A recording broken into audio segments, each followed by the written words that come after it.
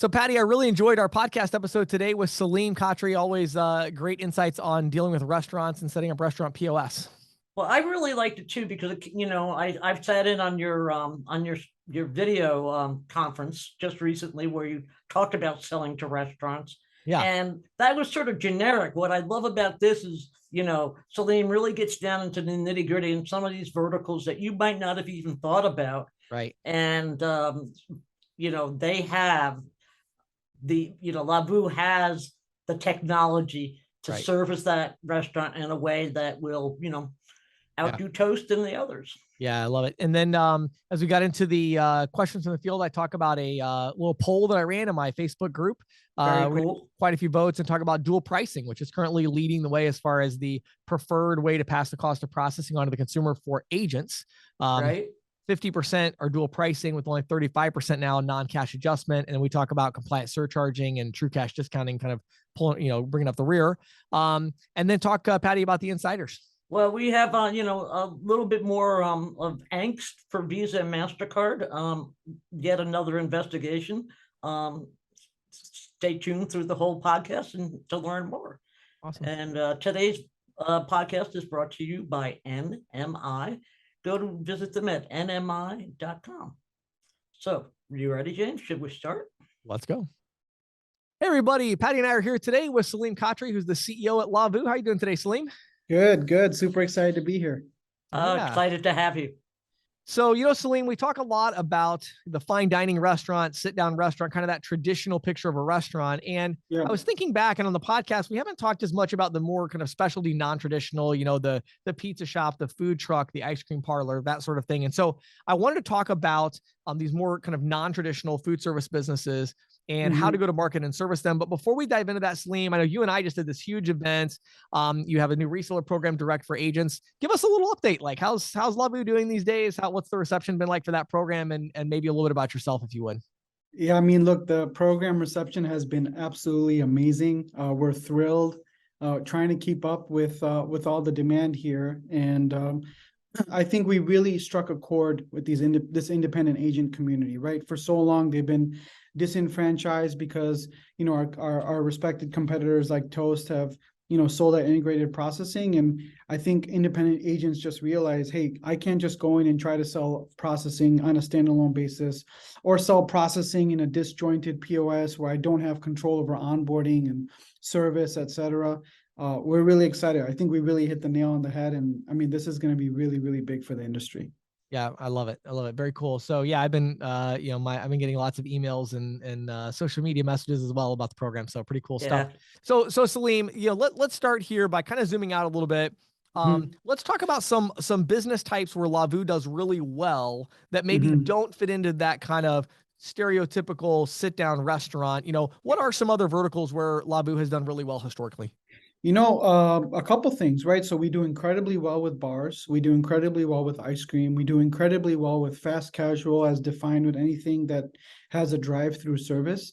And so, everybody always talks about fine dining or areas where they just, see a lot of volume because the average ticket is higher, but it's really important to service these types of restaurants as well. And Lavu is purpose built for restaurants, and it's just such an intuitive user interface because it's built on an iPad. And for people out there who have children, they know they can just start using an iPad when they're 2 or 3 years old and just start swiping, and they just pick it up super easy. And in an environment where there's 75% restaurant turnover right now, and that costs up to $2,000 per head. It costs restaurants $2,000 per head.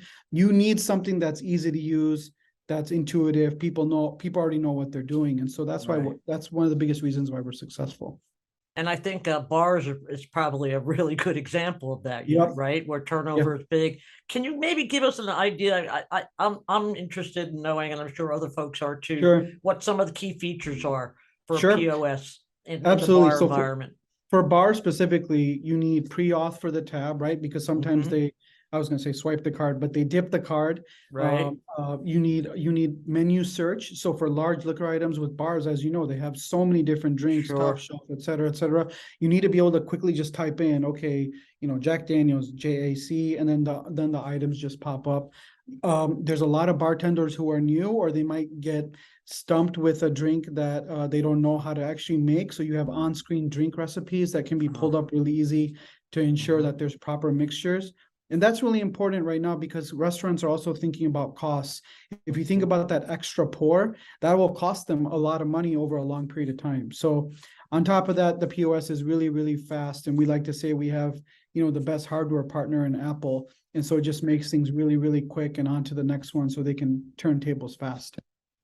Love it. Love it. Yeah. So now I have to talk about my favorite business type. So me personally, when I was selling full time, I sold more pizza shops than anything else. I sold hundreds and hundreds of pizza shops. So I love pizza shops. And I want to talk about this because I know pizza shops have some very, very specific needs. Let's start here with the building out the pizza as far as just actually getting the order done. How does LaVou handle that? Because I know that can be very unique relative to other food service businesses. Yeah, I mean, look, our pizza creator is one of the best in the business, right? So you can create a pizza with a visual aid. So you can do half cheese, half vegetarian, half cheese, half pepperoni. Cool. You can add toppings on either side, and it's just piling up as you go on and on. So, somebody who's new to the restaurant can just quickly order. And same thing with the customers. We have that both for our online ordering and our POS. And then here's a key thing about pizza restaurants, as you know, is customers keep coming back, right? Especially if it's a neighborhood pizza joint, not like a Domino's or a Pizza Hut, but if it's a neighborhood local place, LaVou has a customer management feature that'll save the customer information, including their address, and even assign the orders to different drivers so they know who delivered what with each order. And if you call in next time, you say, hey, it's James, boom, you want that, very, very specialized pizza that you made for you and your family along with a Coke. It's just super easy to order. And when it's super easy to order, you can keep things moving and there's turnovers a lot faster. Yeah, bet. That's a really crucial. I could take that to one extra step, because it's sort of like one of the things for me, at least during the pandemic, I got used to certain delivery people. Right. So I can see going to that next step is online ordering and make sure James delivers it. That's right. Or something like that. Or who are the available delivery people? James has a lot of side gigs. I know, right? The delivery was one of them. Yeah, but why not, right? That's right. So, that's the way to roll. I love it. Yeah. So, okay. Now this next feature is really applicable to pizza shops, but of course is super popular in a lot of other food service businesses. And that would be pickup and delivery. Right. So I wonder if you could talk about that, maybe as it relates to pizza shops who are doing these phone orders and doing the pickup. But then also I'm really curious, like, how have you expanded that feature and functionality over the last few years with COVID? Because obviously now, like, so many restaurant and other food service business types are looking for that, pickup and delivery service. So how does LaVou handle that? It's everybody's all, there's companies out there that you and I both know that are like anti, third party delivery. What we did at the beginning of COVID was we made a partnership with DoorDash so that our customers could use Menu Drive, which is our online ordering. And for $6.99, and look, I don't make a penny off of that. You could order from Menu Drive and have your food delivered to you. So the DoorDash delivery driver would pick up the food and deliver it to your home, right? That's really important for these restaurants because otherwise they have to have a fleet of vehicles. They have to hire delivery drivers. They have to pay insurance. And you're looking at 80 grand at least per person, not including car and insurance, et cetera, et cetera. So we've partnered with DoorDash first on the Menu Drive side to offer that delivery, but now we have a native POS integration. So even if you go on the DoorDash app and choose, Patty's Pies, you want that pepperoni, and you order on DoorDash, on the DoorDash app, it'll go straight into LaVou.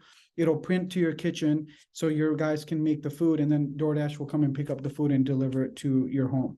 So that's really important. You just don't want to have restaurants thinking about what they have to do when it comes to operations, right? You have to make it really easy so that they can focus on delighting the customer, which allows them to make more money. What about in the more traditional sense where maybe it's, let's say, pickup, where you're not going through DoorDash, especially like a pizzeria where they're like on the phone all night? Is there anything in particular that you've done to kind of streamline that experience as well, both for the employee and for the customer? Absolutely. So if you go to Menu Drive or our online ordering, it'll be like orderstart.com/Patty's Pies.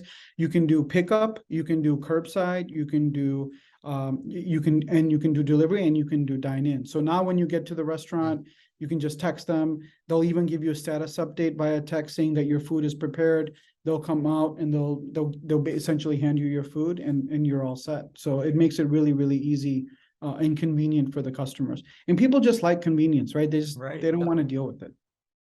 Agreed. That's really cool. Okay, so let's take a look at two of my favorites, which is food trucks. Yes. And then you also mentioned ice cream parlors, which I hadn't really thought of before, but that would be a very cool one. What are some, I mean, these to me seem like probably the most simplistic applications, right? Vis-a-vis other dining situations. But is there anything in particular that you can do to service these businesses, you know, to help better streamline the experience? Absolutely. So before we talk about those two, I just want to say one more thing. So we do have a partnership with Otter. And so Otter aggregates all the delivery services, which is really important. We've all seen pictures where there's like 25 iPads or Android devices in a kitchen, and it just looks like a big mess. This all gets boiled down to one tablet. And again, if you don't want to use a tablet, all those orders just flow into your POS. Now, here's the kicker. It goes into your reporting. And so I've spent so much time with restaurant operators, taking them from 3% profit margin to 15 to 17% profit margin. And a really big part of that is reporting, knowing where you are in order to know where you need to get to. All that stuff is automated. On your question about food trucks and how we're different, Lavoo basically scales up and down with your restaurant. I'm sure your listeners and you all know that there's been many restaurants out there that have started with a simple food truck to prove out their product, right?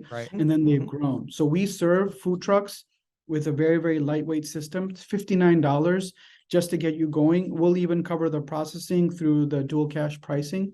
So they can pass on the processing fee and they don't have to burden it. And they get a fully fledged system for them to get up and running. And when they're ready to scale, we're able to give them more things. But a food truck needs cellular service because sometimes the service is not great. They need a very lightweight wireless printer, and they need essentially a small iPad or iPad mini in order to be able to take orders and just keep the line flowing, especially in really busy areas. Right. What about the ice cream parlors? Anything? Well, and maybe actually let's do this. Let's say ice cream parlor and drive-through, because you talked about this earlier. Let's put those together. So let's say just the kind of that drive-through business where obviously speed is super important and simplicity. Talk about that a little bit, maybe. Look, I mean, drive-through is very simple, and as you think about broad POS user interface, it needs to be quick and intuitive. The checkout needs to be streamlined. They need to be able to access. Kind of all their ice cream flavors, right? We all know about Baskin-Robbins, and you need to have 50, 60, 70 different ice cream flavors. You need to have a ton of modifier abilities. So if somebody wants fudge, extra fudge, nuts, M&Ms, I mean, like the list goes on and on, right? Think of Cold Stone or something like that. So all of that stuff is built into Lavoo. And the thing is, you need to be able to build it in.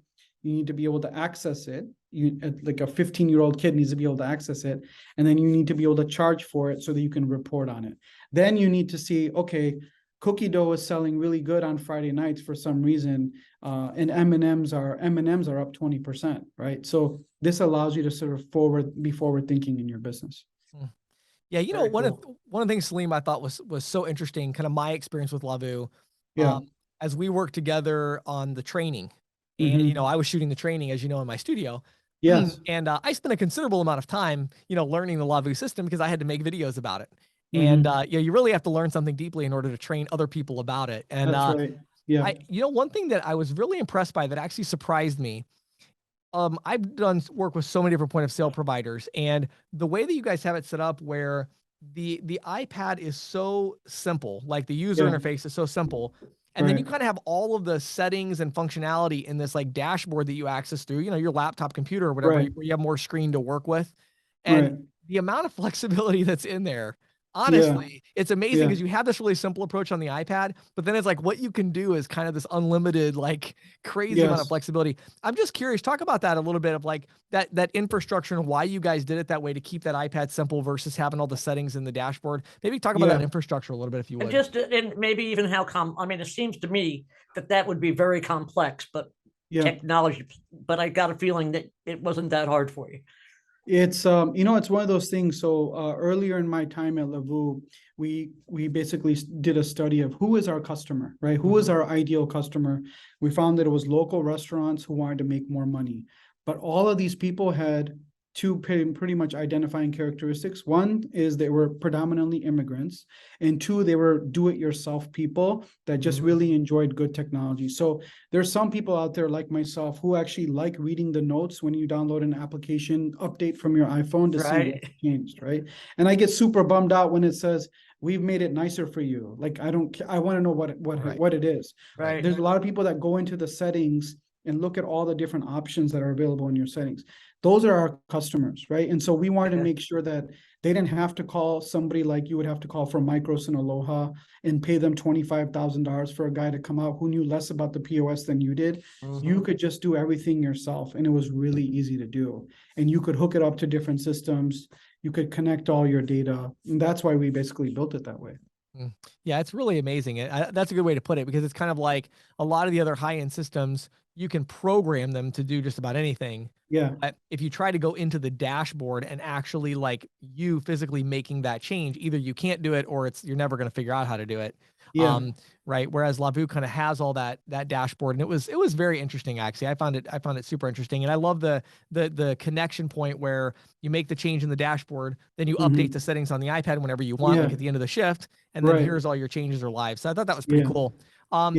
So, okay, along that thread, I have one more question, actually, different business type. So along that thread of the flexibility and the ability to do a lot of things, talk about the large client. So I don't know kind of maybe how large you tend to go here, but let's say we have a restaurant that's got a lot of locations, so they need more advanced reporting, advanced functionality. Talk about how Lavoo works there, and also how you scale hardware wise to make sure it's consistent and dependable. I mean, look, our largest customer is a group, a hostel or hotel group called Selina. They have 160 locations with us. They're around the world. That's one of the big advantages of Lavoo, is we can operate internationally where our competitors can't. So that's a big one. We're in NYU. So NYU Langone, which is the hospital in South Manhattan, we have multiple locations with them. We're at UMass.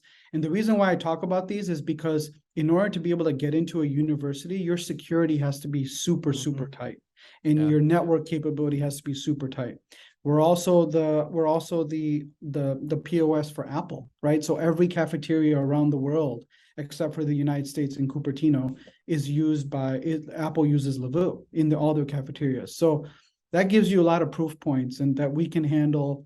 Because we're on AWS, we can load up and down and scale up and down. It is a 100% cloud-based solution. So we handle high volume, we handle stadiums, we handle a variety of different things, universities. But obviously our core is the local restaurant, and my goal is to make that person as much money as possible. But we can scale up and down really quickly. And talk about with these larger deals, especially this new for those maybe that weren't on the event recently, didn't hear about kind of the free hardware option, where it's it's not free, but it's there's no upfront cost, I should say, for the hardware. How are you approaching that with some of these larger ones that do have 5, 6, 10 locations? They need a bunch of iPads and printers and all that kind of stuff. Like, talk about that thought process a little bit, and maybe give a little detail on that program, if you would. Yeah, so the general program is that like I said, we believe that these independent agents have been disenfranchised, right? So we want to give them an attractive offer. So we give them lifetime residuals on an 80-20 split, which to me is incredibly attractive. They're going to find these restaurants, they're bringing them back to us. We're helping them set them up, and then they basically have those deals for life, right? Which is fantastic. So what we do from a hardware perspective is, I don't want anybody to ever view that as a blocker, right? And cash is king, especially in the restaurant industry. And so if you want to get a new POS system, and you're deserving of a new POS system because you want your restaurant to run faster and better, you shouldn't have to think about a $20,000 cash outlay. So what we do is we basically say, hey, look, we look at your numbers, we look at your volume, and we partner with you and say, look, over 36 months, you can pay on a 0% financing basis the hardware, as long as you're processing at certain levels or your software is at certain levels. And look, we have a very unique partnership with these independent agents, where they can either absorb those costs and net it out from their residuals, or the restaurant can pay us directly. We want to be flexible, and so that's the whole point in building this solution out.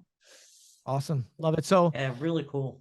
Yeah, thought of everything. Yeah, I have like a million other questions, but we better stop it there, Salim. And so what I want to do though, before we jump off, definitely give you a chance to kind of give our listeners, some information on where they can go to learn more. Obviously, I know you and I work together on a pretty extensive certification training program on Lavoo. So maybe give a little information on where they can go to learn more and how they could get that free training.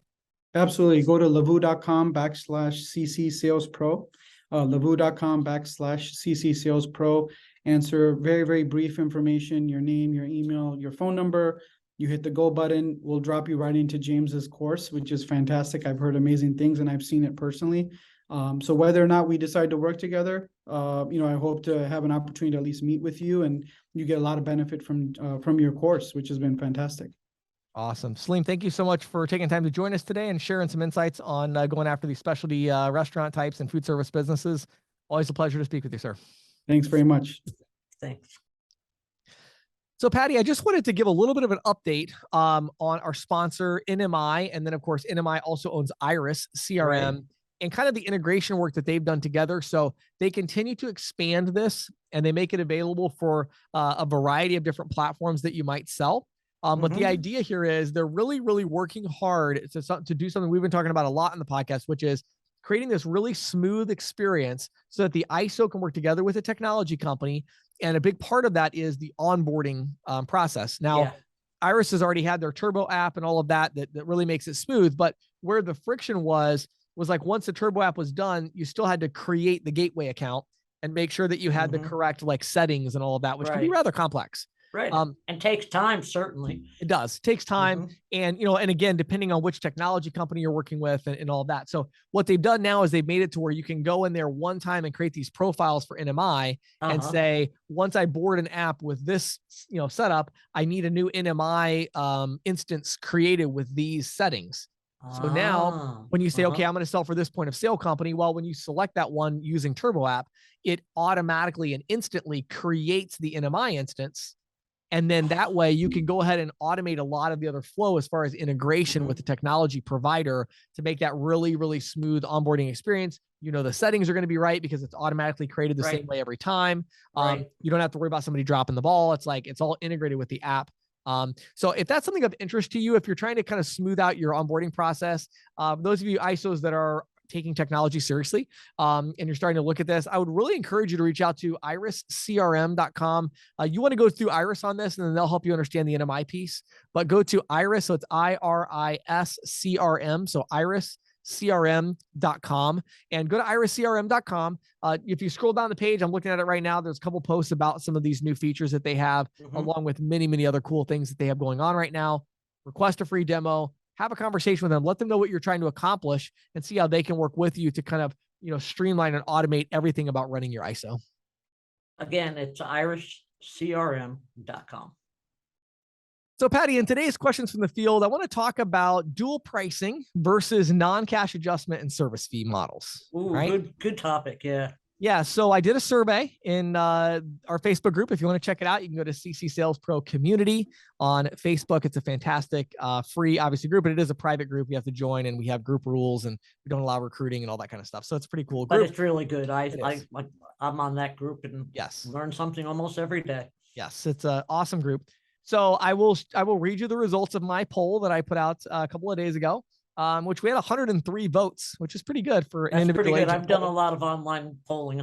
Anything over 100 is considered good. Yeah, that's pretty good data. Yeah. So I said, for those of you selling a program where you pass the cost of processing on to the consumer, which option are you selling primarily at this point? The options are non-cash adjustment or service fee, where you're adding a fee to both credit and debit transactions when they use a card. 35% of respondents said that they do that. Okay, that's their primary lead-in, which I'm going to come back to.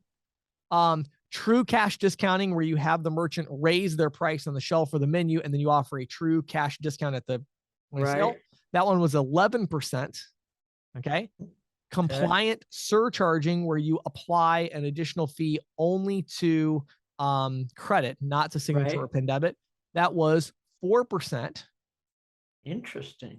And then dual pricing, where we have a cash and a card price with no line item on the receipt, but where we have a card price and a cash price, where the card price is higher, and that would be for credit and debit. Either one, regardless, is not cash. Somewhere around 50? 50% on the button. Yeah. Yeah. So a couple things about that I thought were very interesting. That's very interesting, James. And I'm really surprised by the surcharging number. Yeah. Yeah. I'm not that, and a little bit surprised by the true cash discounting. Yeah. Being that high. Yeah, being that high. Yeah, me too. And the surcharging being that low. Yeah.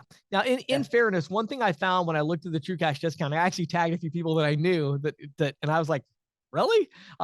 And it turns out most of them were selecting that one and another option actually. And so that was one of the things that they offered.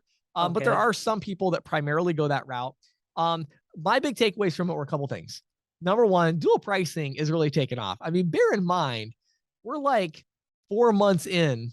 Like, I didn't even mention it. I mean, 4 months ago, if I would have taken that poll, I would have bet the dual pricing would have been at 6% or something like that. I mean, it was like, I didn't even know, most people didn't even know what it was.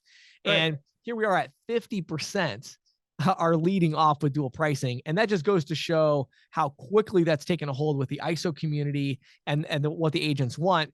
The other interesting thing is the non-cash adjustment service fee model still being at 35%, which I found actually a little shocking myself. I thought it would be at maybe 15 or 20. Because dual pricing is just like so much better, which I'll talk about in a minute. With that one though, when I talk to agents about it, generally it's for 2 reasons, 3, I guess. Number one, they didn't know about dual pricing, but that's becoming less and less. The more common thing is that they offer a particular technology solution that doesn't do the dual pricing yet. It only has the non-cash adjustment. So a lot of them would say they want to lead with dual pricing, but if dual pricing isn't available through a particular point of sale system that they want to offer, they do the non-cash adjustment, which then you'd have dual pricing. So like, as an example, we just interviewed Lavu. Well, I helped Lavu set up non-cash adjustment a long time ago. They sold it to hundreds and probably over 1,000 restaurants by now, I would imagine. And now they've just are, rolling out their dual pricing with this big push we've done. And so, you know what I mean? So we have a lot of companies like that where they had to implement They're it. kind of in the transition period. Yeah. I have a feeling that when we do this same poll in 90 days, we're going to see that 50% go to 65 or 70%. And hopefully the non-cash adjustment go down significantly. A couple of other big takeaways. I mean, the true cash discounting does have some people that are big fans of it. And compliant surcharging is simply not taking off. Now, having said that, let me be clear about a couple of things. This Facebook group is a bit of a skewed data set because primarily these are agents that are targeting card present merchants. There are, let's see how many people here. So I guess it'd be about 4, but there's 4 people who selected the compliant surcharging. I happen to know that all 4 of them have some focus on card not present merchants. And so where we're seeing compliant surcharging really taking off is things like home service companies, things of that nature, where there's that card not present environment, especially higher ticket, where they do want to give the customer the option to do the the no fee option with their debit card. So we're seeing that. So the last thing I want to talk about really quickly is dual pricing here. So obviously that's the leader. That's what's kind of taking off. Again, I think we're going to continue to see that shift. If you're still offering non-cash adjustment or a service fee, all I can tell you is that's a bit outdated at this point. And I know that sounds insane because like literally 4 months ago it wasn't, but things change fast in this industry. Yeah, they do. And it's outdated. And the reason it's outdated is because, it is much easier to sell dual pricing. It's much more intuitive to understand, for the merchant, and it's something that Visa, considers compliant versus the non-cash adjustment service fee model. They definitely do not consider it compliant. And so why would you take all these extra compliance risks for no reason when the other thing is actually easier to sell and just as profitable? I mean, it just doesn't really make any sense. So if you want to learn more about what dual pricing is, you can go to ccsalespro.com/insights. I literally just search up there. There's a little search box, search for dual pricing. I did an entire 30-page ebook on it and all that. But I'll tell you what I want to talk about. I highly recommend the ebook. I highly recommend it. Yeah. Patty, I just want to talk for 1 second though about the scope of compliance. Okay. So as I was doing this poll, we got into a bit of a debate in the comment section. There's quite a few comments. And we got into a bit of a debate with several people just kind of talking about, well, is dual pricing compliant? And the big question is, well, is dual pricing compliant if we have a cash and a card price on the receipt, but the merchant doesn't list a cash and a card price on the shelf or on the menu? They just have their kind of cash price. And the answer to that question is that it depends on the state that they're in. Now, I'm not an attorney. This is not legal advice, but my understanding of it is it depends on the state that they're in. And here's the important part. what Visa seems to be communicating through the larger banks and processors I've spoken with is that Visa is also looking to limit the scope of compliance because they don't want to police everything in every business. Exactly. Right. Right. For them, they say, okay, what we can kind of police is the point of sale system, the credit card machine, you know, the payment processing receipt. That's what they can police. Right. They don't have any control over what goes on the shelves. Exactly. Now, on the other hand, the state might have a say in that. Exactly. And so that now, you have to kind of check out yourself. And that's where you have like a state attorney general's office where they will get involved with complaints about consumer disclosure laws, where they say, well, wait a second, you know, this wasn't disclosed properly. But as an example, just a quick example, if you go to the state of Indiana right now, their consumer disclosure laws would seem to indicate, again, I'm not an attorney, but they would seem to indicate that just having a cash and card price on the receipt is totally fine. You don't even need anything else really, other than a sign notifying them when they walk in that there's a cash and a card price. That's fine. Whereas you go to somewhere like New York and there's really no possible way around the fact that you would need to have the cash and card price on the shelf and, you know, on the menu, in order to be compliant with state law. And so these different states vary a lot. And so the reason that's important is I'm not trying to say that you as the salesperson or the ISO need to become the expert at that. Quite the contrary. What I'm saying is let's all kind of follow, you know, Visa's lead a little bit here and say, wait a second, we can't be responsible for every single thing. And we recognize that the merchant has free speech rights. And so why don't we let the merchant be the one that makes sure that they're following state and local laws about how they print their menu and their shelf pricing? And let's focus on making sure that our point of sale system and our receipts are compliant. I agree with you, but I think that in instances, and there are instances where a rep might only be selling, for example, in New York.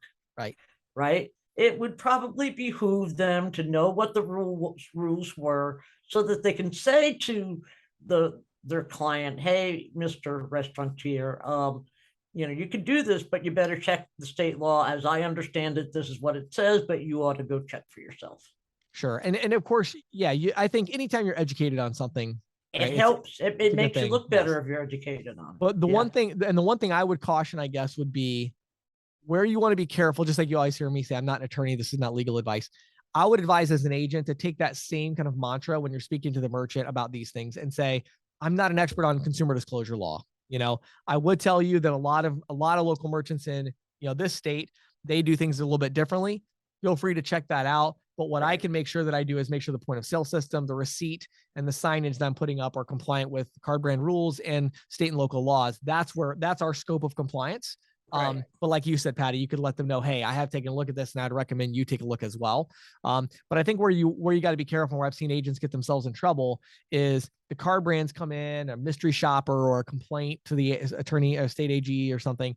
And now the merchant saying, hey, you know, why didn't you explain this now? You know, and it's like, well, wait a second, you know, I'm not responsible for every time you put your price on a marketing slick or on a billboard, or like, I'm not responsible for that. Like that's your marketing department. That's your decision and how you disclose. And so ultimately, you know, the dual pricing, you know, Visa and everybody on down the chain agrees that it's compliant relative to making sure that we have the dual pricing listed everywhere in our system. So even a point of sale system, ideally, you're going to end up having, you know, different line items for cash and card price, even for individual items in the point of sale, for instance, is a great step in the right direction. But at the end of the day, having a cash and a card price is extremely popular right now. We are, again, as of right now, I mean, knock on wood, you know, we just haven't seen the compliance issues. I know everybody in the industry, and I'm just not hearing issues with processors saying we've implemented dual pricing with a cash and a card price, and we have a sign and we have no line item on the receipt. They're just not coming to me and saying we're getting complaints. It's just not happening. The consumers understand it. The merchants understand it. Just like a fuel station, you have a cash price and a card price. Same thing. Yep. Everybody gets it. Visa considers it compliant. The state AG may have a concern. I have seen a few where they've had a concern, especially in New York and Florida and California, the three I've seen. They've told the merchant, Florida one. Yeah, they told the merchant, hey, you got to have the cash and the card price listed on the shelf, that sort of thing. And we've even found a lot of ways to get around that sometimes, but that just hasn't really been a big issue. And so I'd really encourage you, if you still haven't gone down that route, go to ccsalespro.com/insights. It's a free ebook download. Just search for dual pricing. I got 2 ebooks in there, how to sell dual pricing and the case for compliance. Read the case for compliance, implement dual pricing, whether you're a technology provider or an ISO. The time has come. More than half the agents now, I guess exactly half of the agents in my group are already selling dual pricing. So it's time to kind of make the shift. It's a lot easier to sell and it's totally compliant. I think it's a lot easier to sell. And I keep going back when I talk to people about it. I keep going back to the gas station analogy. Yeah. It's a perfect example. So it's so easy to explain it for that way. decades. Yep. They've been doing it for decades. So yeah. Cool. Thanks, Awesome. James. Good My advice. pleasure. So, James, there's a little more trouble for Visa and MasterCard. Okay. It seems like they can't catch a break when it comes to debit cards. Okay. Yeah. All right. So this is more on the debit card routing. Yes, more on the debit card routing. Oh my. Okay. The Federal Trade Commission. Now, you might recall that I'm thinking it was like in late 2021 or earlier this year, I reported on how the FTC was investigating whether the card giants were blocking merchants on debit card routing, from going to the regional networks. Right. And just as a reminder, the FTC has enforcement authority for the networks under the Durbin Amendment. Right. And that amendment requires merchants be given the choice of networks for routing debit cards. Well, according to the Wall Street, so the FTC had this investigation going of the networks, and it had commented on the Fed's proposal. Now, according to some reporting by the Wall Street Journal and others, the agency has expanded the focus of that investigation to determine if the company's tokenization technologies further stifle debit card processing on rival networks. Right. Now, remember we talked about tokenization, I think it was last week or the week before, where a token is used, basically the sensitive card information, the card number and stuff are replaced with a token, which is, just gibberish to the naked eye. And it's a key security protocol for e-commerce. And you may also recall, I think I reported recently how Visa says it's issued 4 billion tokens. Right. Which is more than there are Visa branded cards in circulation. Right. So, a token gets issued by the card network that's listed on the card, that is Visa or MasterCard. So when a debit card is tokenized by Visa, ostensibly only Visa and the issuing bank can decipher the token. Right. And reassociate it with the actual card. Right. Yeah, and so I think there's nothing stopping Visa from unscrambling the token so the transaction can be handed off to another network. Right. So it's kind of like one of those things where maybe when you were a kid, if you exchange letters in code, well, you would need the key to the code. There's some kind of a document that says this is how you can unscramble this code, so you know what it says. Visa is the one that holds on to that key right now. Right. And in order for them to allow another network to decrypt it, they would need to share that key information, which, I can understand their trepidation there. I mean, and actually so can I, but so what, obviously they're, the FTC is trying to understand why Visa and MasterCard are limiting the information they unscramble. Apparently they're doing some, but not all of the information, probably like giving the card numbers, but maybe not the CVV or VV or something like that. Right. Okay. So, it's just interesting because, this news came out after the Fed issued a clarifying amendment to the Durbin Amendment, that the routing choice applies to online as well as card present transactions. And that requirement is still set to take effect on July 1st of next year. Right. Let's not forget the Justice Department also has an ongoing antitrust investigation of Visa regarding efforts by Visa, allegations that Visa is deliberately hindering merchant efforts to route debit card payments over these regional networks. So, we talked about this issue for a few weeks now, but and sometimes I look at it and go, oh, no, not another one. But I think people should be aware of the fact that there's a lot of pressure on Visa and MasterCard right now as it relates to debit card routing. And that could easily, as we know, spill over into the credit card routing Yep. If Durbin has his way at some point in the future with that regulation we've talked about so many times, the Credit Card Competition Act, this would be a barrier there as well, because obviously the same encryption technology is used with credit as with debit. Yep. Right. Right. Well, I'm sure we'll definitely be keeping an eye on this one, and keep us up to date, Patty. I'm sure we'll see how it changes. So. Yeah.